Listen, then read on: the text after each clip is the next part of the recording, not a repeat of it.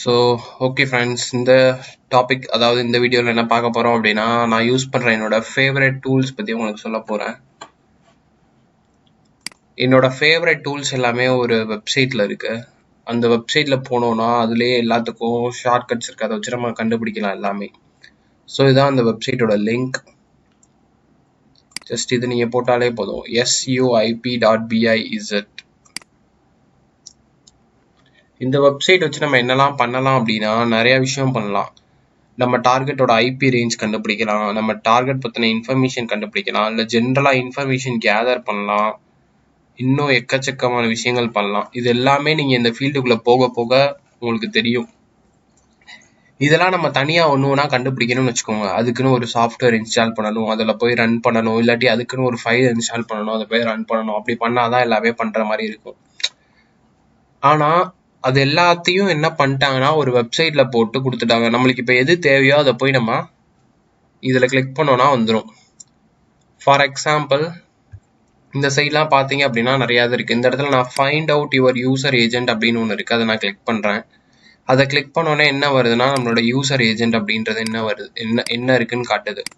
User agent அப்படின்னா ஒவ்வொரு request and ரெஸ்பான்ஸ்ல இருக்கு ஒரு விஷயம். அதாவது நம்மளுக்கு பின்னாடி என்ன நடக்குதோ, ரெக்வஸ்ட் ரெஸ்பான்ஸ் போகும்ல, அதுல எந்த டிவைஸ்ல இருந்து இந்த ரெக்வஸ்ட் வருது, எந்த போன்ல இருந்து வருது, அந்த மாதிரிலாம். இப்ப பாத்தீங்க அப்படின்னா நான் வந்து ஃபயர்ஃபாக்ஸ் ப்ரௌசர் யூஸ் பண்றேன், அதனால மொசிலா.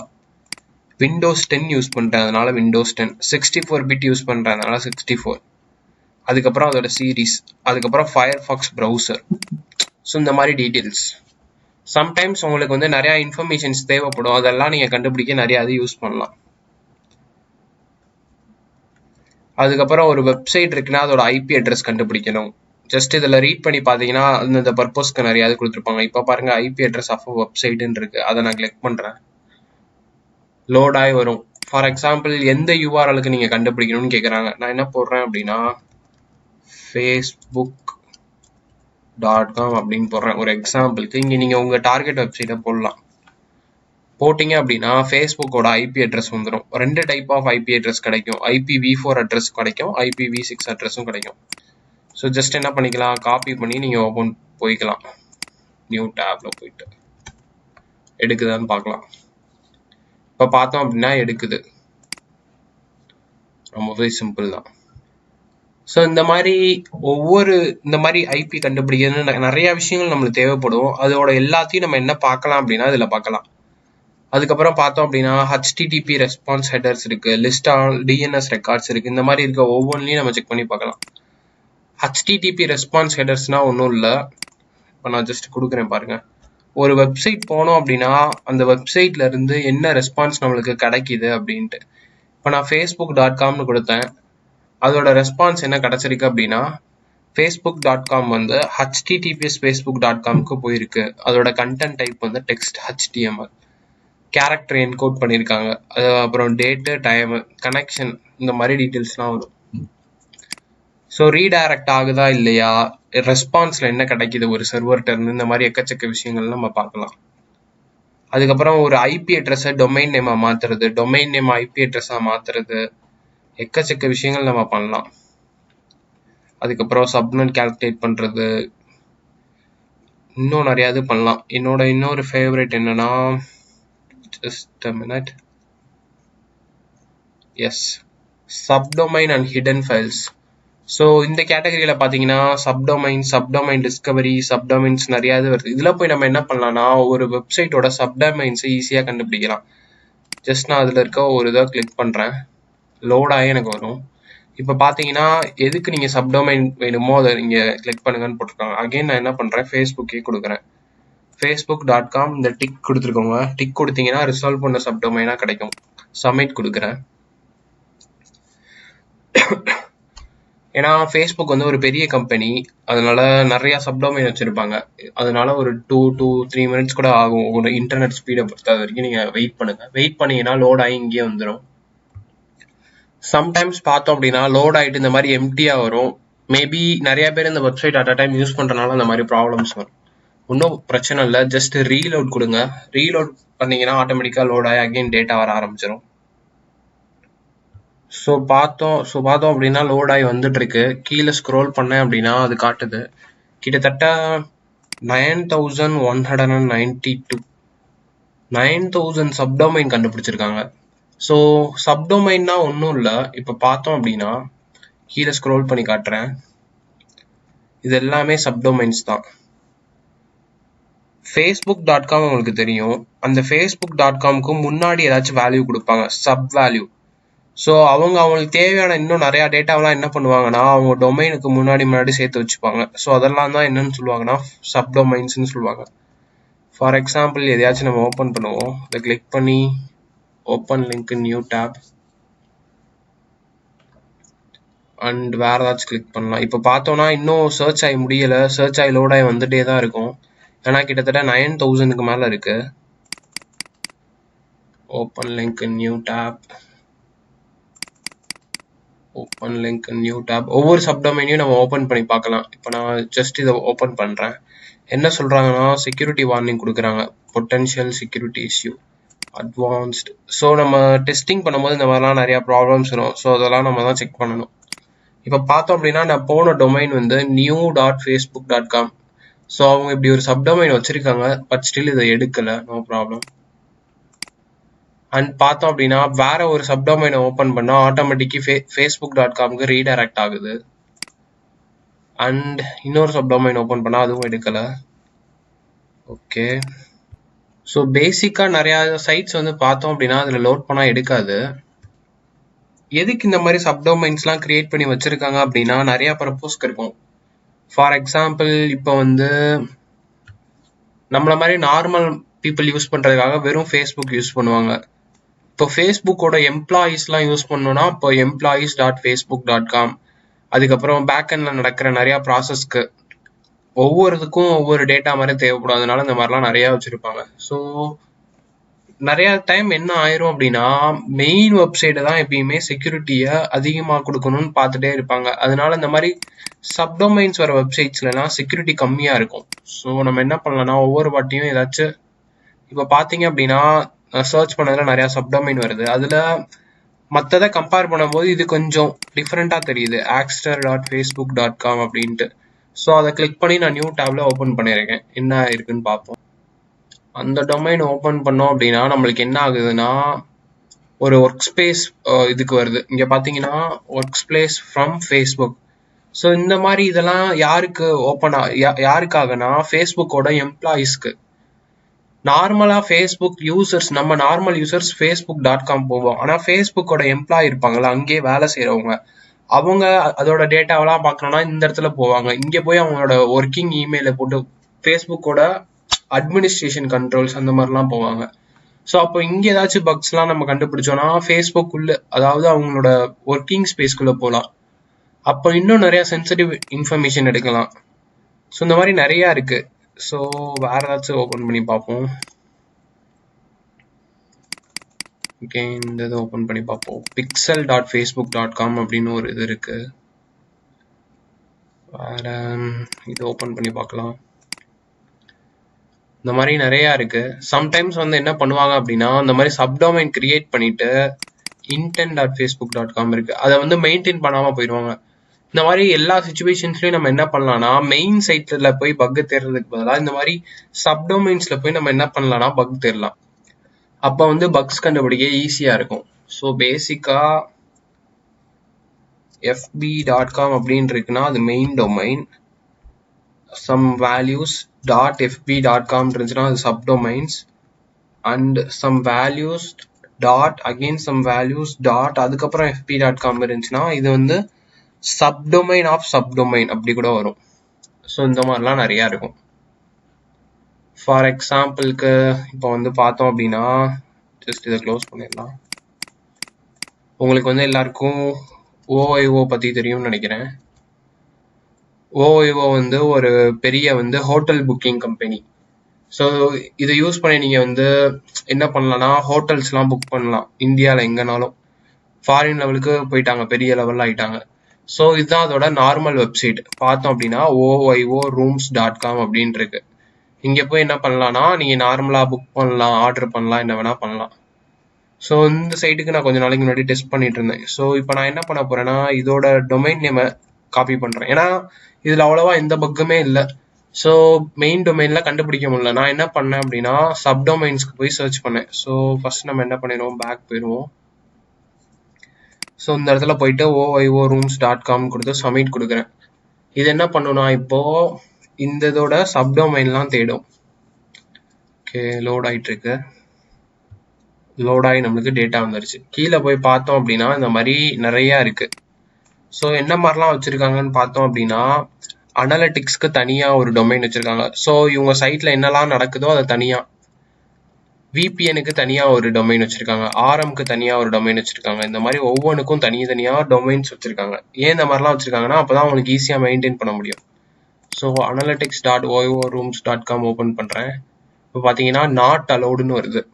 அதாவது நாட் அலௌட் அப்படின்ற மாதிரி இந்த இடத்துல மெசேஜ் வருது. ஏன்னா இந்த இதுல அவங்க சீக்கிரட்டா ஏதோ ஒன்று வச்சிருக்காங்க, அதனாலதான் நம்மள அலோவ் பண்ண மாட்டாங்க. நம்ம இதை ஏதாச்சும் பைபாஸ் பண்ணோம்னா நம்மளுக்கு ரிவார்ட் கிடைக்கும், பவுண்டி கிடைக்கும்.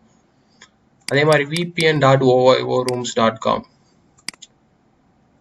ஸோ இது லோட் ஆயிட்டு இருக்கு. நம்ம போயிட்டு வேற ஏதாச்சும் செக் பண்ணி பார்க்கலாம். ஓடிஏ அதுவும் லோட் ஆயிட்டு இருக்கு. அகெயின் ஆத் அப்படின்னு ஒரு சப்டொமைன் வச்சிருக்காங்க. இதுவும் நாட் ஃபவுண்ட் அப்படின்ற எரர் மெசேஜ் வந்துருக்கு. நம்ம எந்த மாதிரி தேடலாம் அப்படின்னா கண்ட்ரோல் எஃப் போட்டு அட்மின் அப்படின்னு ஏதாச்சும் இருக்கான்னு தேடலாம். அட்மின்னா அதுதான் சூப்பர் யூசர், இருக்கிறதுலே அவங்களுக்கு தான் பவர் அதிகம். அதாவது அந்த யூசர்ஸ்க்கு தான் பவர் அதிகம். நான் ஜஸ்ட் அட்மின் அப்படின்னு தேடினேன். இங்க பாத்தீங்க அப்படின்னா பார்ட்னர்ஸ் admin.oiorooms.com அப்படின்னு ஒன்று இருக்கு. அதை கிளிக் பண்ணி ஓபன் பண்ணி பாக்குறேன். இப்போ பார்த்தோம் அப்படின்னா சர்வீஸ் அன்அவைலபிள்னு வருது. ஓகே, நம்மளுக்கு லக் இல்லை. வேற ஏதாச்சும் ட்ரை பண்ணி பார்ப்போம். நம்ம எப்பயுமே இந்த மாதிரி ட்ரை பண்ணி பார்க்கணும். ஏன்னா ஒரு பக் கண்டுபிடிக்கிறது ஈஸியான விஷயம் இல்லை. report.oiorooms இருக்கு, அதை ஓபன் பண்றேன். இப்போ பார்த்தோம் அப்படின்னா அதை ஓபன் பண்ணா வேற சைட்டுக்கு போற மாதிரி அவங்க லிங்க் பண்ணியிருக்காங்க. Okay, no problem. நெக்ஸ்ட் என்ன பண்ணலாம், partner DevOps, DEV dev, developer, DevOps இந்த மாதிரிலாம் இருந்துச்சுன்னா அதை நம்ம செக் பண்ணி பார்க்கலாம். இதெல்லாம் மெயினா என்னன்னா ஃபர்ஸ்ட் இந்த சைட்டை டெவலப் பண்ணும்போது டெவலப்பர்ஸ் என்ன பண்ணுவாங்கன்னா மெயின் சைட்ல புது ஃபீச்சர்ஸ் போடாம டெவலப்பர் டாட் அந்த site dot com, dev dot அந்த சைட் டாட் காம் போட்டு அதில் தான் புது ஃபீச்சர்ஸ்லாம் டெஸ்ட் பண்ணுவாங்க. புது ஃபீச்சர் டெஸ்ட் பண்ணும்போது அவங்களுக்கே தெரியாம அதில் பக்ஸ் எல்லாம் இருக்கலாம். ஸோ அந்த மாதிரி சைட்லாம் நம்ம போனோம் அப்படின்னா நம்மளுக்கு ஏதாச்சும் கிடைக்கலாம். ஓகே, இதுல எதுவும் எடுக்கல, இதுவும் லோட் ஆயிட்டு தான் இருக்கு. அதுக்கப்புறம் CRMS அது ஓபன் பண்ணுவோம். ஓகே, இப்போ பார்த்தோம் அப்படின்னா crSMS.oiorooms அப்படின்னு ஒன்று ஓபன் பண்ணியிருக்கேன். ஸோ நீங்க சில கீவேர்ட்ஸ் பத்தி தெரிஞ்சுக்கணும். என்ன மாதிரி கீவேர்ட்ஸ்னா CMS, CRMS அந்த மாதிரிலாம் நிறைய திங்ஸ் இருக்கு. அதுக்கெல்லாம் என்ன அர்த்தம்னா கண்டென்ட் மேனேஜ்மெண்ட் சிஸ்டம் அப்படின்னு சொல்லுவாங்க. ஸோ அவங்க சைட்லயோ இல்லை அவங்க ஆப்லயோ இருக்க எல்லா கண்டென்ட்டையும் மேனேஜ் பண்றதுக்கு ஒரு சிஸ்டம் ரெடி பண்ணுவாங்க. ஸோ அதுல தான் என்னென்ன சைட்ல என்னென்ன வரணும், என்னென்ன டேட்டா இருக்கு, இந்த மாதிரி நிறைய எக்கச்சக்க விஷயங்களை நம்ம என்ன பண்ணலாம்னா மேனேஜ் பண்ணலாம். ஸோ அதுக்காகவே தனியா இந்த மாதிரி டொமைன்ஸ் வச்சிருப்பாங்க. இப்போ பார்த்தோம் அப்படின்னா OIO ரூம்ஸோட CRMS பேஜ் தான். இதுல போய் நம்ம என்ன பண்ணலாம் அப்படின்னா ரெஜிஸ்டர் பண்ணி சைன்இன் பண்ணலாம். ஆக்சுவலா நம்மளால சைன்இன் பண்ண முடியாது. இங்க பாத்தீங்க அப்படின்னா என்னெல்லாம் இருக்குன்னா ஓடிபி வேணும்னு சொல்லியிருக்காங்க, இமெயில் கேட்டிருக்காங்க, பாஸ்வேர்டு கேட்டிருக்காங்க, ஓடிபி கேட்டிருக்காங்க, சைன்இன் இருக்கு, ஜென்ரேட் ஓடிபி இருக்கு, சைன்இன் இருக்கு, ஃபர்கட் பாஸ்வேர்டு இருக்கு. ஆனா கிரியேட்னு ஒரு ஆப்ஷனே இல்லை. நம்மளால புது ஐடி கிரியேட் பண்ண முடியாது. ஆல்ரெடி ஐடி இருந்தா லாகின் பண்ணலாம். லாகின் பண்ணா இந்த பெரிய வெப்சைட் இருக்குல்ல, இதோட யூசர்ஸோட டேட்டாலாம் நம்ம பார்க்கலாம். இதுக்கு நம்ம ஏதாச்சும் ஆத்தென்டிகேஷன் பைபாஸ் இல்லாட்டி பாஸ்வேர்டு இல்லாம பைபாஸ் பண்றது, ஓடிபி இல்லாம பைபாஸ் பண்றது, இந்த மாதிரிலாம் நம்ம கண்டுபிடிச்சோம்னா ஹை லெவல் பவுண்டரிஸ் வரும். ஸோ பட் இந்த டாபிக் உள்ள நான் இப்போ போல. நான் இப்போ என்ன டாபிக் சொல்லிட்டு இருக்கேன்னா இந்த மாதிரி ஒரு மெயின் டொமைன்ல மட்டும் நம்ம பக் தேடாம சப்டொமைன்ஸ்லயும் நம்ம தேடணும். மோஸ்ட்லி எல்லாரும் என்ன பண்ணுவாங்க அப்படின்னா மெயின் டொமைன்ஸ்ல தான் சேஃப்டி அதிகமா கொடுப்பாங்க. சப்டொமைன்ஸ்ல சேஃப்டி சம்டைம்ஸ் கொடுக்க மறந்துடுவாங்க, இல்லாட்டி கம்மியா கொடுத்துருப்பாங்க, இல்லாட்டி அப்டேட் பண்ண மறந்துடுவாங்க. ஸோ தட் சப்டொமைன்ஸ்ல போய் பக் கண்டுபிடிச்சோம் அப்படின்னா நம்மளுக்கு இன்னும் பவுண்டி அதிகமா கிடைக்கும். இப்போ பார்த்தோம் அப்படின்னா உங்களுக்கு வந்து ஸ்கோப்ல எப்படி கொடுப்பாங்க அப்படின்னா, நிறைய ப்ரோக்ராம் விசிட் பண்ணீங்க அப்படின்னா ஸ்கோப்ல எப்படி கொடுப்பாங்க அப்படின்னா star.website.com அப்படின்னு கொடுப்பாங்க. இதுக்கு என்ன அர்த்தம் அப்படின்னா, இந்த வெப்சைட்டுக்கு முன்னாடி ஸ்டார் கொடுத்துருந்தாங்க அப்படின்னா அதுக்கு என்ன அர்த்தம் அப்படின்னா, இந்த வெப்சைட்ல மட்டும் நீங்க பக் கண்டுபிடிச்சா பரவாயில்ல, அதாவது இந்த வெப்சைட்ல மட்டும் தான் கண்டுபிடிக்கணும்னு அர்த்தம் இல்ல, இதோட சப்டொமைன்லயும் போய் நீங்க பக் கண்டுபிடிக்கலாம். அப்படி இதோட சப்டொமைன்ல நீங்க கண்டுபிடிச்சாலும் நாங்க உங்களுக்கு அதுக்கு அவார்ட் தருவோம் அப்படின்ற மாதிரி சொல்றாங்க. ஸோ எக்ஸாம்பிளுக்கு நான் என்ன பண்றேன்னா hacker1/Twitter அப்படின்னு கொடுக்குறேன். ஸோ இப்போ என்ன ஆகுதுன்னா ட்விட்டரோட hacker1 இது ஓப்பன் ஆகுது. இதுல கீழே போய் நம்ம ஸ்கோப் பார்ப்போம். அதுக்கு முன்னாடி இதோட பக்லாம் பார்த்தீங்கன்னா ஒவ்வொன்றும் கொடுத்துருக்காங்க. அதிகபட்சம் $20,000 இருந்து மினிமம் $200 வரைக்கும் பக் கொடுப்பாங்க. இதுல பார்த்தோம் அப்படின்னா அவங்க வந்து எதுலலாம் நீங்க மெயினா பக் கண்டுபிடிக்கணும் அப்படின்னு சொல்லி சிலதை மென்ஷன் பண்ணியிருக்காங்க. அதுல போனோம்னு வச்சுக்கோங்க, இந்த போட்டிருக்காங்க பாருங்க, twitter.com அப்படி போட்டிருக்காங்க. அதுக்கு முன்னாடி என்ன பண்ணிருக்காங்கன்னா டாட் வச்சு ஸ்டார் கொடுத்துருக்காங்க. ஸோ அவங்க என்ன சொல்ல வராங்க அப்படின்னா, ட்விட்டர்ல மட்டும்தான் நீங்க கண்டுபிடிக்கணும்னு அர்த்தம் இல்லை, ட்விட்டரோட எந்த சப்டொமைன்ல வேணாலும் நீங்க பக் கண்டுபிடிக்கலாம். அதே மாதிரி இதுவும் எங்க வெப்சைட் தான், இதுல நீங்க கண்டுபிடிக்கலாம், இதுலயும் நம்ம கண்டுபிடிக்கலாம் அப்படின்னு போட்டுருக்காங்க. ஸோ இப்போ நான் என்ன பண்றேன், இதை அப்படியே காப்பி பண்றேன். காப்பி, இதை போய் நியூ டேப்ல ஓபன் பண்றேன்.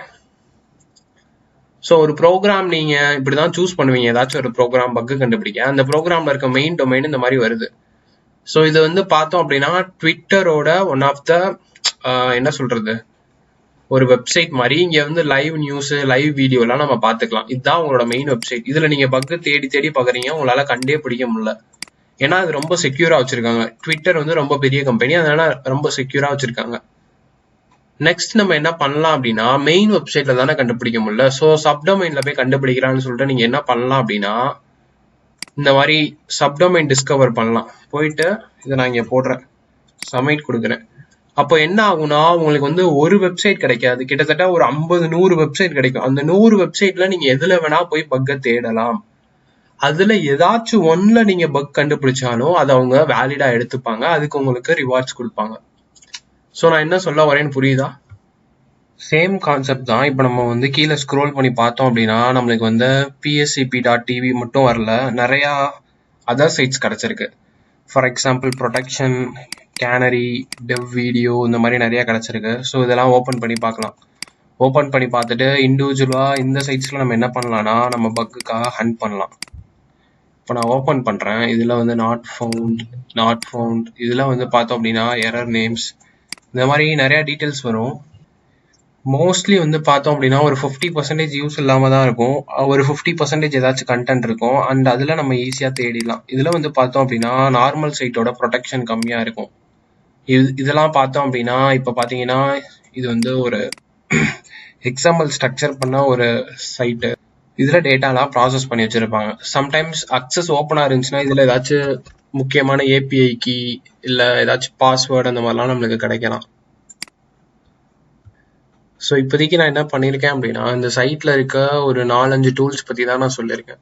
இன்னும் எக்கச்சக்க டூல்ஸ் இருக்குது, அதை நீங்களே எக்ஸ்ப்ளோர் பண்ணி பார்க்கலாம். அப்படி இல்லாட்டினாலும் நோ ப்ராப்ளம். ஜஸ்ட் நான் அடுத்தடுத்த என்னோட டுட்டோரியல் சொல்லும் போது ஒவ்வொரு டூல்ஸாக நான் யூஸ் பண்ணுவேன். அப்போ நான் வந்து ஒவ்வொரு வாட்டியும் இந்த சைட் போங்க அப்படிலாம் சொல்ல மாட்டேன், டேரெக்டாக வந்து யூஸ் பண்ணிட்டு இருப்பேன்.